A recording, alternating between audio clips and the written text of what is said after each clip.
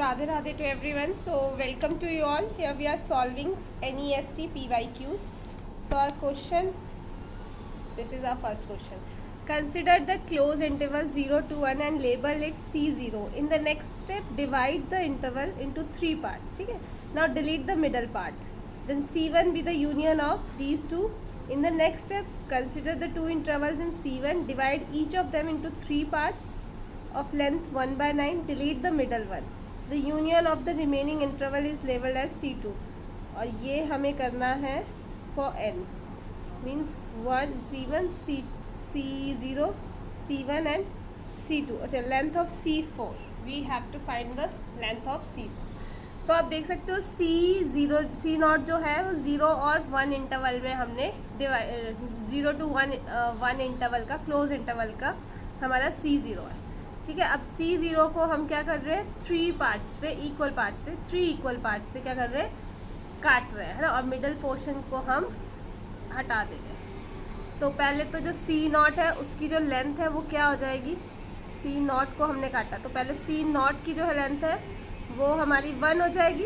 C1 की length C0 की length 1 है.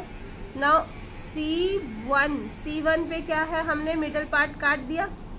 ठीक है. और इसका यूनियन ले लिया. तो C यूनियन पे जब हमने इसको काटा था तो किस इंटरवल पे कट जाएगा, ये 0 से 1/3 पे, फिर 1/3 से 2/3 पे और 2/3 से 1 पे. इस पे कट गया. मिडल पोर्शन हमें रिमूव कर देना है. ठीक है. रिमेनिंग कौन से बचे, ये. और इनकी टोटल लेंथ कितनी हो जाएगी, इसकी लेंथ कितनी है 1/3 और इसकी भी लेंथ कितनी है 1/3. तो ये आ जाएगा 2/3. ठीक है. Let me right hair. C0 की जो लेंथ है वो 1 है और C1 की जो लेंथ है वो है 2/3. अब हमें C2 निकालना है.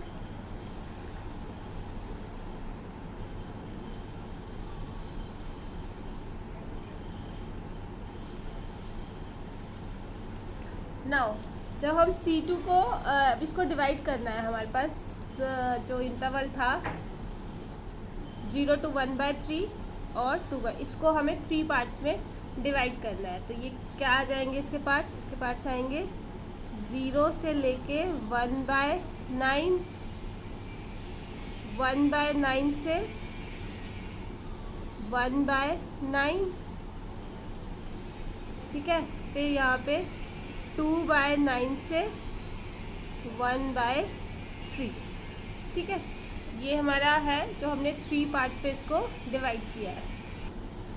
ठीक है. एक ये हो जाएगा और दूसरा जो हमारा है इंटरवल, ये चीज़ वो आ जाएगा 2/3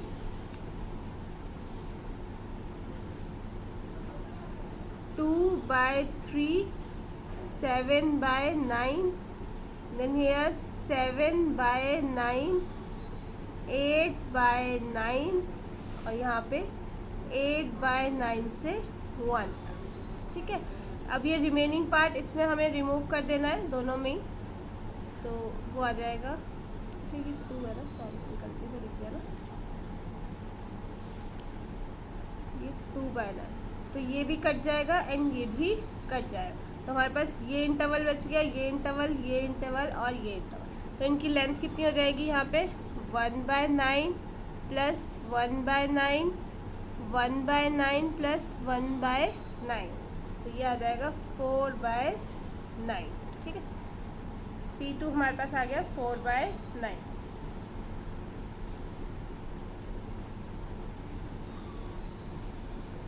नाउ अब हमें क्या करना है, C3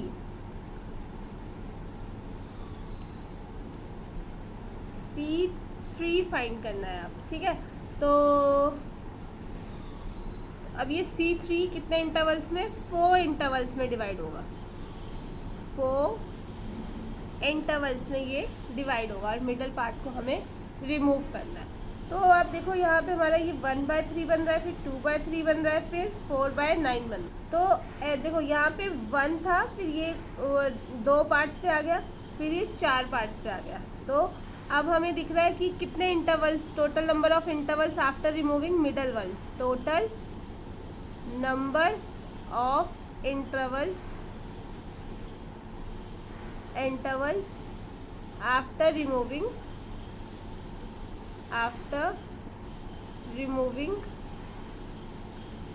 middle one, है ना, आफ्टर मिडल पार्ट। तो ये हमारा 8 हो जाएगा। ठीक है, अब ये आ रहा है 1/3 1/9, तो ये 1/27। तो C3 क्या हो जाएगा हमारा 8/27। सेम अब हमें C4। तो अब यहाँ पहले हमारा 1 इंटरवल था, फिर 2 था, फिर 3, फिर 4 इंटरवल्स। तो C4 पे हमारा, अब ये हमारा 3 जो C4 पे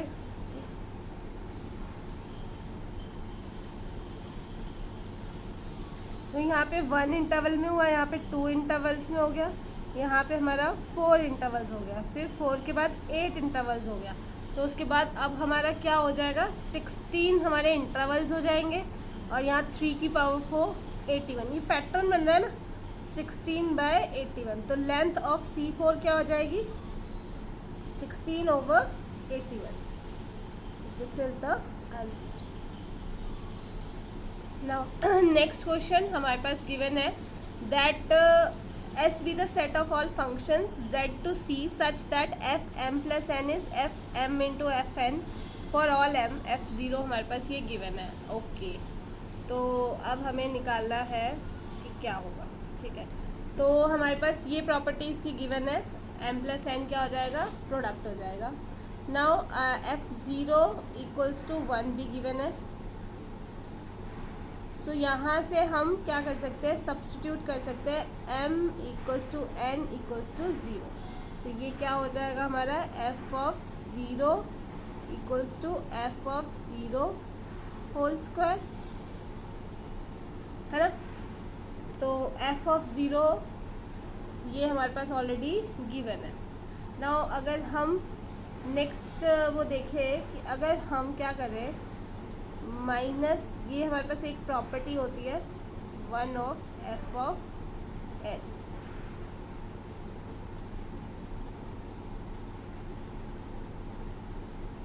है ना, ये हमारी प्रॉपर्टी है। तो इसमें हम क्या कर सकते हैं, हम m को -n के अगर इक्वल डालें तो हमारे पास क्या बनेगा, लेट्स फाइंड आउट दैट। तो वो आ जाएगा हमारा f(0) इक्वल्स टू f(n) और f(-n). ठीक है, तो यहाँ से हाँ f(n) हमारा 1 ऑफ f(-n) ये हो रहा है। ठीक है, नाउ अगर एक और हमारे पास प्रॉपर्टी होती है कि अगर फॉर इफ हमारा n है ग्रेटर देन 0, ठीक है, तो हमारा f(n) क्या हो जाएगा f(1) raise to power n। ठीक है, और ये हमारा छोटा है तो इसको हम लिख सकते हैं f(n) f(1) और ये इक्वल हो जाएगा inverse property equals to 1 over f(1) minus n। ठीक है, ये आ जाएगा। अब now let's analyze our options. First option is there exists S such that f(-1) is 0. So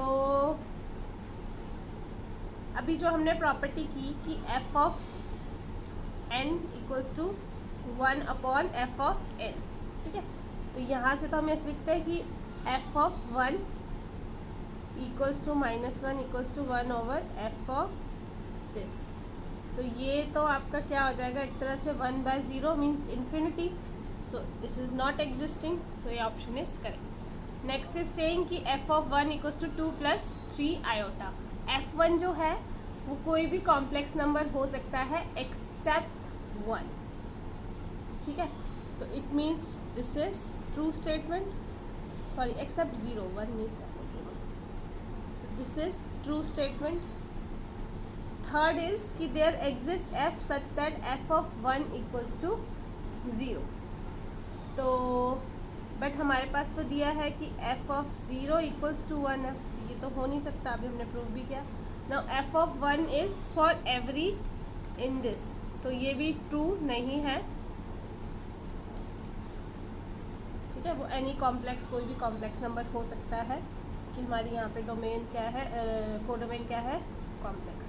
so B option is correct option. Next जो question है हमारा वो है maximum number of the number of points x in R where the function f of x is cos x plus cos of root x attains its maximum. तो maximum value तो हमें पता है कि जो cos है उसकी रेंज क्या होती है, cos of थीटा, और ये 1 और -1 के बीच में होती है. ठीक है, तो एक तरह से ये भी 1 और -1, ये भी. तो हम अगर हम देखें तो cos of x plus cos of root 11x, तो ये क्या होगा, 2 हो जाएगा. मैक्सिमम पॉसिबल वैल्यू देखा जाए तो अगर हमारी. ठीक है, तो इसका मतलब कि जो x है वो क्या हो सकता है, 2n pi.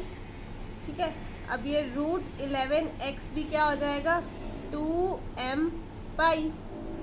x equals to 2 pi m over root 11. ठीक है, तो अब हमें ये देखना है कि ये दोनों चीज़ें साइमल्टेनियसली कब प्रूव होएगी, है ना. दोनों सेम आना ज़रूरी है ना. तो 2 pi n equals to 2 pi m over 11. So यहाँ से जो n है वो आपकी आ जाएगी m ओवर रूट पाई. ठीक है, क्योंकि ये इक्वेट होनी है हमारी इक्वेशंस, तो n की वैल्यू आ गई. Now n equals to m over root pi. तो अब हमें पता है कि जो n है और जो m है they both should be integer. इनको इंटीजर होना तो बहुत ज़्यादा ज़रूरी है, विदाउट इंटीजर तो ये पॉसिबल नहीं हो सकती. बट जो रूट 11 हमारा नीचे आ रहा है दैट इज़ इर्रेशनल नंबर, ये तो हमारा इर्रेशनल नंबर है. तो m over root 11 this can not be, ये तो कभी भी नहीं आपका इंटीजर, वो इंटीजर होगा, कभी भी नहीं होगा ना, can not be ever integer. तो ओनली वन सोल्यूशन कब होगा, जब m और n दोनों क्या होंगे, 0. तो only one number of points x in R where maximum attain करेगा ये f(x) जब m और n दोनों 0. तो only one point is there. I hope this is clear to you. Thank you so much.